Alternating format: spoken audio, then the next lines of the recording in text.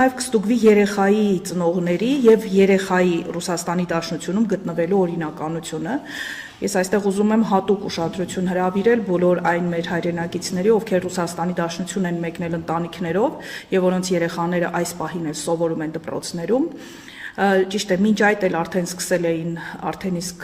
փետրվարի 5-ից ստուգել արդյոք երեխաները օրինական են գտնվում Ռուսաստանի Դաշնությունում, բայց պետք է հաշվի առնել, որ սկսած ապրիլի 1-ից խիստ ստուգումներ են լինելու Ռուսաստանի Դաշնության բոլոր դպրոցներում, որ եթե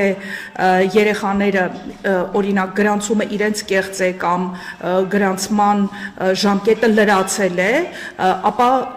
պատժվելու են նաև ծնողները և եթե նույնիսկ ծնողը օրինական է գտնվում,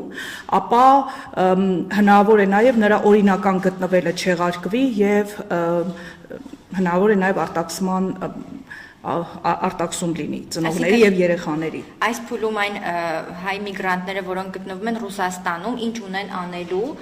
թե իրենց փաստաթղթերը կարգի բերելու առումով, թե երեխաներին պատրաստում են դպրոց տեղավորել, միգուցե նոր են տեղափոխվել, ինչ ընթացակարգ է սպասվում։ Առաջինը ոչ մի պարագայում կեղծ ռեգիստրացիա չգնել։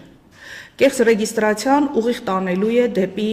քրեական դաշտ և եթե չդատեն, ապա միանշանակ արտաքսելու են։ Ես ուղղակի խնդրում եմ կեղծ ռեգիստրացիաներ մի գնեք։ Իրական ռեգիստրացիա արեք ձեր բնակության վայրում, ձեր երեխաներին նույնպես։